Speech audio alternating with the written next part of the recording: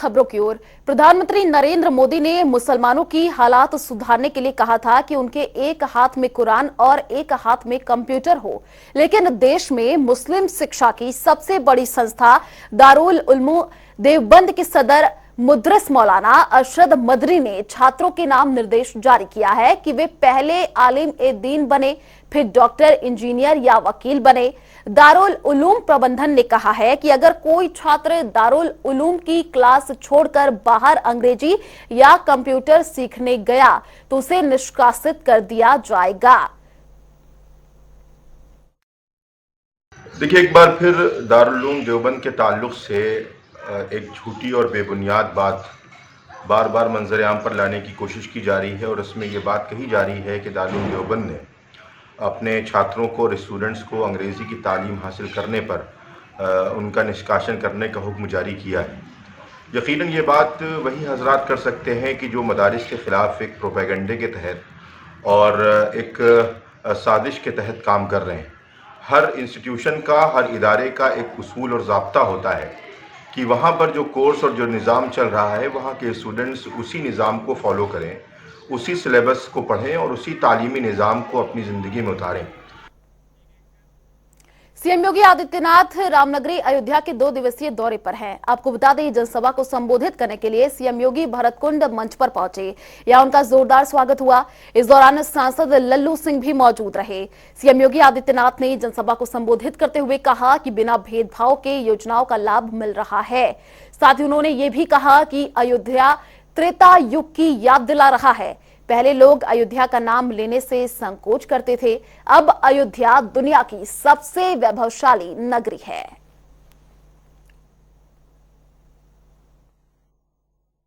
श्री राम के नाम पर रामपथ और हनुमानगढ़ी के पीछे से सुग्रीव किला के पास से राम जन्मभूमि के लिए, श्री राम जन्मभूमि के लिए जो मार्ग जा रहा है, भक्ति पथ के रूप में फर्स्ट क्लास मार्ग बनने जा रहा है। इतना चौड़ा मार्ग अयोध्या में इससे पहले इतने चौड़े मार्ग थे ही नहीं, अपनाए जा रहे हैं। और भाइयों बहनों, अगर अयोध्या के इन सभी कार्यों को पंचकोसी, 14 कोसी, 84 कोसी, एक नया बाईपास, रिंग रोड, अन्य सभी कार्यों को देखेंगे, फ्लाईओवर बन रहे हैं, नए नए तरीके से घाटों का निर्माण हो रहा है, चिकित्सालयों का निर्माण हो रहा है, शिक्षा के केंद्रों के विकास के कार्यक्रम को आगे बढ़ाया जा रहा है। इन सभी कार्यों को हम देखेंगे तो आज के दिन पर अकेले अयोध्या के अंदर 32,000 करोड़ रुपए की परियोजनाओं के कार्य प्रारंभ हो रहे हैं। 32,000 करोड़ रुपए की। भाइयों बहनों, जिस दिन 32,000 करोड़ रुपए की परियोजना के कार्य जमीनी धरातल पर उतरेंगे, अयोध्या दुनिया की सुंदरतम नगरी के रूप में रहेगी। और तब उस समय आप देखेंगे जब जनवरी में प्रधानमंत्री मोदी जी के कर कमलों से स्वयं रामलला 500 वर्षों के बाद अपने स्वयं के मंदिर में विराजमान होंगे तो भाइयों बहनों, दुनिया अयोध्या की तरफ आकर्षित होगी। अयोध्या में मुख्य रेलवे स्टेशन का विकास हो रहा है। सूरजकुंड और भरतकुंड में रेलवे विकास के कार्य प्रारंभ हो रहे हैं और इंटरनेशनल एयरपोर्ट इसी वर्ष बनकर के तैयार हो जाएगा। इतना बड़ा एयरपोर्ट बन रहा है कि एक समय में एक विमान उतरा और तुरंत दूसरी तरफ आया, अगला विमान फिर 2 मिनट में दूसरा विमान वहां आ जाएगा।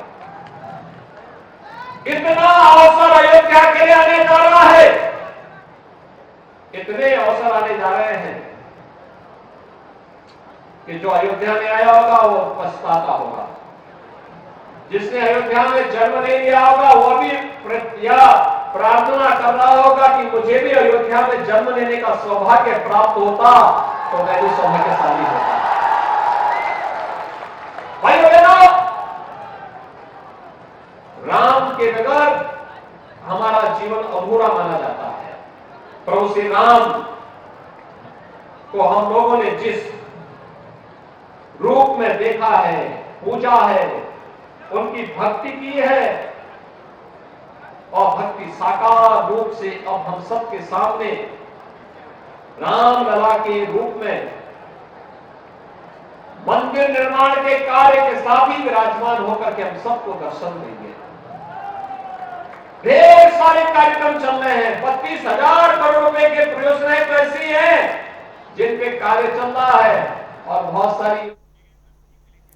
योगा सप्ताह समारोह आज से शुरू हो गया है। साथ ही आपको बता दें, मुस्लिम शिक्षा की सबसे बड़ी संस्था दारुल उलूम देवबंद के सदर मुदरिस मौलाना अरशद मदनी ने छात्रों के नाम निर्देश जारी किया है, जिसको लेकर हमारे संवाददाता अनूप कुमार सिंह ने कैबिनेट मंत्री जयवीर सिंह से खास बातचीत की है। आप भी सुनिए। हमारे साथ कैबिनेट मंत्री जयवीर सिंह हैं। सर, आज अंतर्राष्ट्रीय योग दिवस के पहले योगा सप्ताह की शुरुआत हो चुकी, क्या कुछ दिशा निर्देश हैं और कैसे लोगों को जोड़ा जाएगा इसके अंदर? देखिए, इस बार का प्रयास है 21 जून को अंतर्राष्ट्रीय योग दिवस है। पहले तो आदरणीय मोदी जी को और भारत को बधाई कि भारत की पहल पर भारत की पुरानी जो परंपरा थी, योग आयुर्वेद तो भारत की मूल धरोहर है, उसको अंतर्राष्ट्रीय स्तर पर ग्लोबल रूप से मान्यता मिली और योग दिवस को अंतर्राष्ट्रीय योग दिवस के रूप में मनाने का काम अब से 9 साल पहले भारत सरकार की पहल पर शुरू हुआ। आदरणीय मोदी को बधाई, देश को बधाई। क्योंकि जो योग करेगा वही निरोग रहेगा, योगी ही निरोगी होगा। आज 21 जून से पहले आज 15 तारीख को योग सप्ताह की शुरुआत हुई है। हर जिले में आज योग सप्ताह की शुरुआत का कार्यक्रम हो रहा है और इस बार का प्रयास है और स्लोगन भी है कि हर आंगन योग की धारा पे हम लोग आगे बढ़ रहे हैं। और प्रयास होगा कि हमारे समाज का एक एक व्यक्ति, हर वर्ग धर्म और जाति के व्यक्ति, हर पीढ़ी का, बुजुर्ग, नौजवान, बच्चे सब इससे जुड़ पाएँ ताकि हमारा समाज का एक एक व्यक्ति निरोगी रह सके, स्वस्थ रह सके और स्वस्थ मन और स्वस्थ तन के साथ हमारे देश, प्रदेश, समाज और अपने परिवार की बेहतरी के लिए उसको स्वस्थ रहते हुए आगे बढ़ाने का काम कर सके। एक सवाल अलग से है, कॉमन सिविल कोड को लेकर फिर से एक बार राजनीति गर्मा गई है। मैं समझता हूँ कि ये केवल राजनीति चुनावी दृष्टि से गर्माई, अन्यथा सारे लोग दिल से, मन से स्वीकार करना चाहिए कि ये बहुत महत्वपूर्ण है। एक तरफ तो वो लोग जो आज इसकी निंदा करने का काम कर रहे हैं, वही लोग तो आरोप लगाते हैं कि वर्ग विशेष के साथ अन्याय हो रहा है, पक्षपात हो रहा है, विकास में असमानता हो रही है, इस तरह की बातें करते हैं। एक तरफ जब समान रूप से हम लोग इसको लागू करने की बात कर रहे हैं तो वही विरोध कर रहे हैं, तो कंट्राडिक्टरी बातें तो मैं समझता हूँ चलने वाली नहीं है। लोग सब समझ रहे हैं, पूरे देश की भावना है, इसको बहुत पहले लागू हो जाना चाहिए। हम बधाई देंगे भारत सरकार को, प्रदेश सरकारों को, जिनके प्रयास से हम अब लागू करने जा रहे हैं। कुछ मुस्लिम संगठन भी विरोध कर रहे हैं। वही तो आरोप लगाते थे, जिनकी बात कर रहा हूँ, वही आरोप लगाते थे कि समानता नहीं है, असमानता है, पक्षपात है। अब हम जब समानता की बात कर रहे हैं तब हम लोगों पर उसके विरोध की बात कर रहे हैं। ये कंट्राडिक्टरी बयान उन्हीं के आ रहे हैं। सहारनपुर में दारुल उलूमा ने एक फरमान जारी किया है कि अगर मदरसे में बच्चे इंग्लिश पढ़ेंगे तो उनको बाहर निकाल दिया जाए, क्योंकि मदरसे में तालीम पढ़ाई जाती है। तो मदरसों को क्या बनाना चाहते हो? मुस्लिम समाज को किस ओर ले जाना चाहते हैं आखिर ये धर्मगुरु?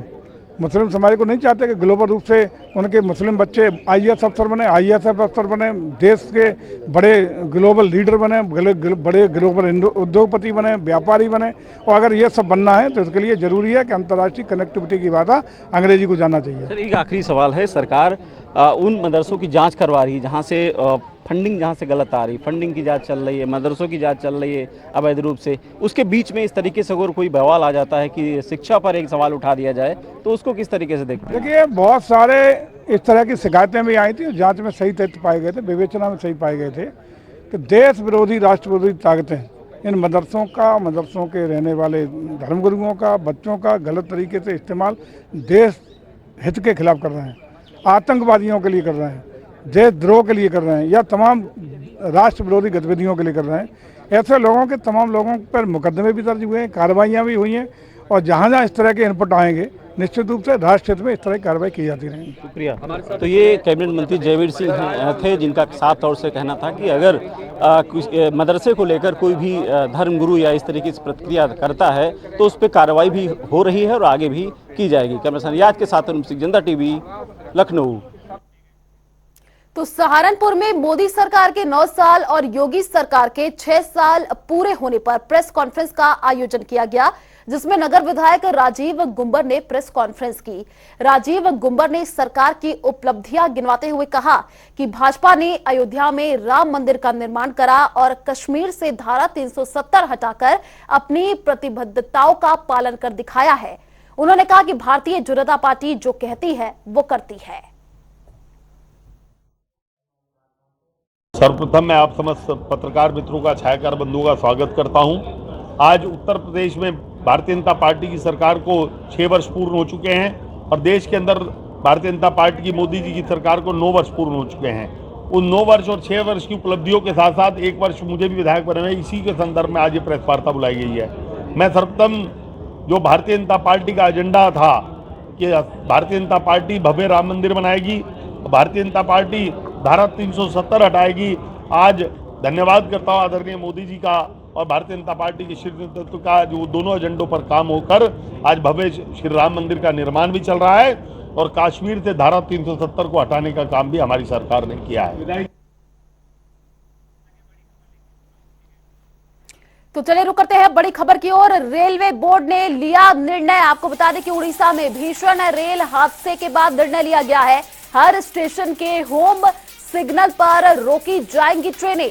ट्रेन परिचालन के पुराने के नियमों में बदलाव, सभी सिग्नलिंग कक्ष को डबल लॉक किया जाएगा। तो ये बड़ी जानकारी आपको दे रहे हैं। तो रेलवे ने ये बड़ा फैसला लिया है, ये बड़ी जानकारी आपको दे रहे हैं। उड़ीसा में भीषण रेल हादसे के बाद से रेलवे बोर्ड ने ये निर्णय लिया है, स्टेशन के होम सिग्नल पर ट्रेनें रुकेंगी। ट्रेन परिचालन के पुराने नियमों में भी बदलाव। तो लखनऊ से जानकारी आपको दे रहे हैं, सिग्नलिंग जो कक्ष है उसको डबल लॉकिंग किया जाएगा। रेलवे बोर्ड ने ये अहम निर्णय लिया है, स्टेशन के होम सिग्नल पर ट्रेनें अब रुकेंगी। ट्रेन परिचालन के पुराने नियमों में बदलाव। ज्यादा जानकारी के लिए संवाददाता टीएन मिश्रा हमारे साथ लाइव जुड़ चुके हैं। टीएन, देखिए उड़ीसा हादसे के बाद से जो ट्रेन हादसा हुआ था उसके बाद से ये अहम निर्णय रेलवे ने लिया है, क्या जानकारी अभी इस पूरे मामले को लेकर के आपके पास है? बालासोर हादसे के बाद पूरे रेलवे बोर्ड के हाथ पैर खुले हुए हैं। ये काम कर्मचारियों की गलती से हादसा हुआ। सिग्नलिंग कर्मचारियों ने सिग्नल जो है गलत दे दिया और उन्होंने जो रिपेयरिंग का वर्क किया था ठीक से नहीं करके और सीधे बाईपास करके ट्रेन को आगे बढ़ा दिया, जिससे जो है वो जाकर के ट्रेन जो मालगाड़ी टकरा गई। अब इस जांच के बाद जब अधिकारियों को पता चला कि ये शॉर्टकट पूरे देश में कहीं कहीं अपनाए जा रहे हैं, तो एक बड़ा निर्णय हुआ कि अब कोई भी सिग्नलिंग जो होगा तो बिना जो है बताए हुए नहीं किया जाएगा और उसकी प्रॉपर सारी स्टेशन मास्टर को जानकारी देनी होगी। और जो भी ट्रेन जहां मेंटेनेंस वर्क होगा जब चालू किया जाए, जो वह ट्रेन गुजरने वाली होगी तो उसको आउटर पर रोकना होगा। और चाहे फिर राजधानी हो, चाहे शताब्दी हो, चाहे मेल एक्सप्रेस ट्रेन हो या मालगाड़ी हो, हर ट्रेन को आउटर में रोकना होगा और उसके बाद वो ट्रेन आगे जाएगी। इसके पहले क्या दशकों पुराने जो नियम थे रेलवे बोर्ड के, उसमें बदलाव भी करना पड़ रहा है। संयुक्त प्रक्रिया आदेश बदले जा रहे हैं और डबल लॉक सिस्टम सिग्नलिंग का किया जा रहा है, ताकि कोई एक के भरोसे न रहे, ताकि ऐसी मैनुअल गड़बड़ी से ऐसी दुर्घटना न हो कि 280 लोगों की जान चली गई सिर्फ रेल कर्मचारियों की लापरवाही की वजह से। तो अब रेलवे बोर्ड ने ये सब किया है। इसके इंटर जोनल जो जैसे लखनऊ की टीम है तो दूसरे जोन में जाएगी, दूसरे जोन की ट्रेन जहां आएगी तो ये लोग सेफ्टी की चेकिंग भी करेंगे। जैसे अभी 21 जून को हावड़ा से एक टीम आ रही है सेफ्टी की, और लखनऊ बनारस रेलखंड का सुल्तानपुर होते निरीक्षण करेगी और वे अपनी रिपोर्ट देगी कि कहीं सेफ्टी के मानकों का उल्लंघन तो नहीं हो रहा है। तो इस तरह अपने जोन को छोड़ के दूसरे जोन के तो एक दूसरे पे चेकिंग करेंगे। इससे क्या है, जो समस्याएं हैं और जो कमियां हैं, खामियां दूर करने की, वो जो ढूंढ निकालेगा रेलवे बोर्ड। और अब जो है कोशिश की जाएगी कि जीरो जो है एक्सीडेंट फ्री जो है जो नियम रेलवे बोर्ड ने अपना तैयारी की थी वो लागू हो। तो बालासोर हादसे के बाद रेलवे बोर्ड ने शून्य वैल्यू की दुर्घटनाओं की बात की, वो खोखली साबित हुई है और इससे सारा जो है खानापुरी हो गई है कि जो रेलवे के जो नियम कानून है वो बदलने पड़ रहे हैं। जी ऐसी बिल्कुल अटिए, देखिए पुराने नियमों में भी बदलाव किया जाएगा। वो कौन कौन से ऐसे नियम है जिनमें बदलाव होगा? ठीक क्या था, जो सिग्नलिंग वर्क यहाँ काम होता था मेंटेनेंस का, तो ट्रेन आती थी और जो काम हो गया, सिग्नल मिल गया, ट्रेन चली जाती थी। लेकिन अब नहीं होगा। अब क्या सिग्नल हो भी जाएगा तब भी ट्रेन को रोकना पड़ेगा और ट्रेन की स्पीड, जैसे वहाँ स्पीड 130 किलोमीटर थी बालासोर हादसे में, तो वो सीधे चली गई सिंगल मेंटेनेंस वर्क के बावजूद और जाके मालगाड़ी से टकरा गई लूप लाइन में खड़ी मालगाड़ी से। तो ये तो गलत सिग्नल, इससे क्या है, तो गलत सिग्नल मिलेगा तो पता चल जाएगा कि गलत सिग्नल मिला है, और स्पीड धीमी होगी तो दुर्घटना से नुकसान के चांस बहुत कम होंगे, और इसीलिए डबल सिस्टम लागू किया जा रहा है। और सेफ्टी लॉक जो है अब बहुत ही डबल सिस्टम पे भी होगा। एक सिंगल व्यक्ति सिग्नल नहीं दे सकेगा कि उसकी रिपोर्ट पर सिग्नल हो जाए। इसके बाद एक क्रॉस चेकिंग होगी, जब हो जाएगी इंश्योर कि एकदम सही लाइन बनी है, तभी वो ट्रेन रवाना की जाएगी। जी बिल्कुल। तो टीएन, क्या जो रेल के कर्मचारी हैं या कह लीजिए कि रेल ड्राइवर है, उनको भी एक स्पेशल ट्रेनिंग दी जाएगी इस पूरे जो मामले है उसको, फिर उनको समझाया जाएगा सिग्नल को लेकर के पूरी जानकारी? नहीं, ऐसे रेलवे में क्या है कि ट्रेनिंग की नियमित व्यवस्था, जो सेफ्टी कर्मचारी, ड्राइवर, गार्ड और जो ये मैकेनिकल कर्मचारी हैं, इनको लगातार सेफ्टी की ट्रेनिंग दी जाती है, इनको अवेयर किया जाता है। हाँ। लेकिन ये जो नीचे के कर्मचारी जो सिग्नल मेंटेनेंस वगैरह काम करते हैं, इनको उस तरह की ट्रेनिंग अभी तक नहीं थी। अब उनको भी ट्रेनिंग दी जाएगी, और ताकि वो कहीं उल्लंघन न करें, और उनके ऊपर भी एक जो है गार्ड लगाया जाएगा कि वो गाइडलाइन होगी, उस गाइडलाइन को रिव्यू किया जाएगा, और वो अपने आप मनमानी नहीं कर सकेंगे।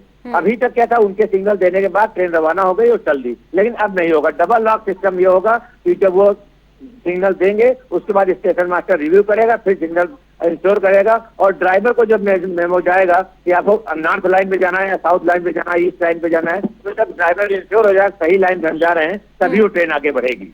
बिल्कुल। तो ये देखिए, पुराने नियमों में जो ये बदलाव किया जा रहा है, ये लागू कब से होगा, इसको लेकर के कोई जानकारी? ये लागू हो गया है, मतलब तत्काल प्रभाव से लागू हो जाएगा, क्योंकि अब जो भी काम हो रहे हैं अधिकारी लगातार जुटे हुए हैं कि इसमें कोई देरी न की जाए। तो अब जहां काम होगा वो समझिए आज से ही लागू मान लीजिए इसको आप, कि जो है जो काम होगा उसके बाद डबल सिस्टम लागू किया जाएगा और उससे ही काम प्रभावित होगा। अब कहीं भी रिस्क नहीं ले सकता रेलवे कि दुर्घटना जैसी दोबारा कोई दुर्घटना हो। इस मामले में रेल मंत्री खुद लगातार बहुत गंभीरता से मामले ले चुके हैं, रेलवे बोर्ड के चेयरमैन भी लगातार इसमें लगे हैं। एक लाउटिन भी साफ कह दिया कि कहीं भी लापरवाही होगी तो हम किसी को नहीं बख्शेंगे, उस बार कार्रवाई बड़े स्तर तक होगी। तो अधिकारी अपनी खाल उड़ीसा में जो हादसा हुआ, रेल हादसा, वो बहुत ही दुखद जो घटना थी वो सबने देखी थी। उसके बाद से रेलवे ने ये जो फैसला लिया है, ये बहुत ही अहम फैसला, बहुत सारे चेंजेस भी होंगे। चलिए, शुक्रिया तमाम जानकारी साझा करने के लिए। तो देखिए, रेलवे बोर्ड ने ये अहम फैसला लिया है। उड़ीसा में जो भीषण रेल हादसा हुआ था उसके बाद से स्टेशन के होम सिग्नल पर अब ट्रेनें रुकेंगी। रेलवे बोर्ड ने ये अहम निर्णय लिया है। ट्रेन परिचालन के पुराने नियमों में बदलाव किया जाएगा। तो सिग्नलिंग जो कक्ष को लेकर के भी डबल लॉक किया जाएगा। तो रेलवे बोर्ड ने ये अहम निर्णय लिया है। चलिए, रुक करते हैं 4 मिनट में 18 मंडलों की ओर। उत्तरी भारत में भीषण गर्मी का प्रकोप, गुजराती मटकों की आगरा में जमकर हो रही है बिक्री। मटकों की बिक्री से दुकानदारों को इजाफा। एंटी करप्शन टीम की बड़ी कार्रवाई, बदायूं में की छापेमारी, मोटी रकम समेत 2 लेखपालों को किया गिरफ्तार। देवरिया के गंडक नदी में डूबने से 5 बच्चों की मौत, वहीं 2 बच्चों की हालत गंभीर, अस्पताल में जारी है इलाज। इस बार चाइना में होने जा रहा है एशियन गेम। एशियन गेम में प्रयागराज के बेटे को मिल सकता है मौका। एशियन गेम के लिए अभी से खिलाड़ियों का चयन हुआ शुरू। कानपुर देहात में संदिग्ध परिस्थितियों में घरों में लगी भीषण आग। आग ने विकराल रूप किया धारण। आग में लाखों रुपए का सामान जलकर हुआ खाक। आग की चपेट में 4 बकरियों की जलकर हुई मौत। अलीगढ़ से मारपीट का मामला आया सामने। जमीन को लेकर 2 पक्षों में जमकर चले लाठी, डंडे, सरिया। घटना में 1 महिला सहित आधा दर्जन लोग घायल।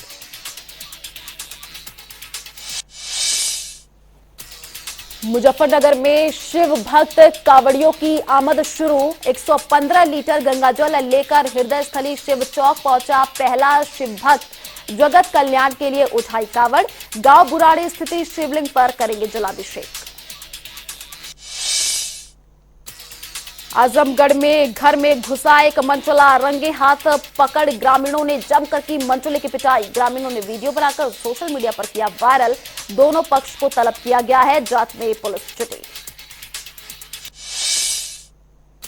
लखीमपुर के प्रीतमपुरवा में लगी भीषण आग, लोगों में दहशत का माहौल। आग की चपेट में आए कई घर जलकर हुए राख।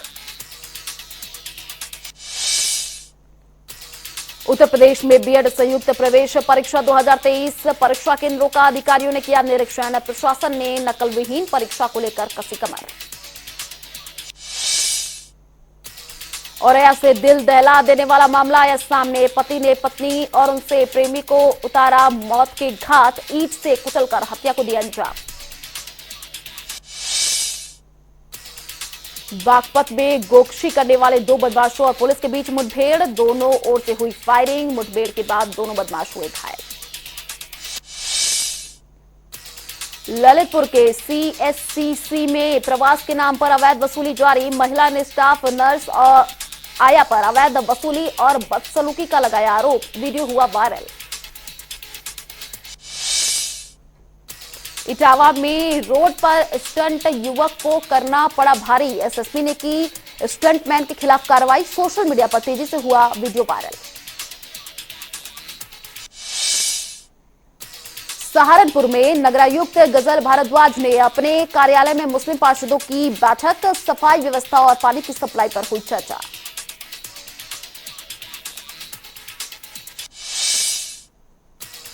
अलीगढ़ में दबंगों की बढ़ी दबंगई। दबंगों ने पहले बच्चे को पीटा, फिर घर में लगाई आग। प्रशासन नहीं कर रहा कोई कार्रवाई।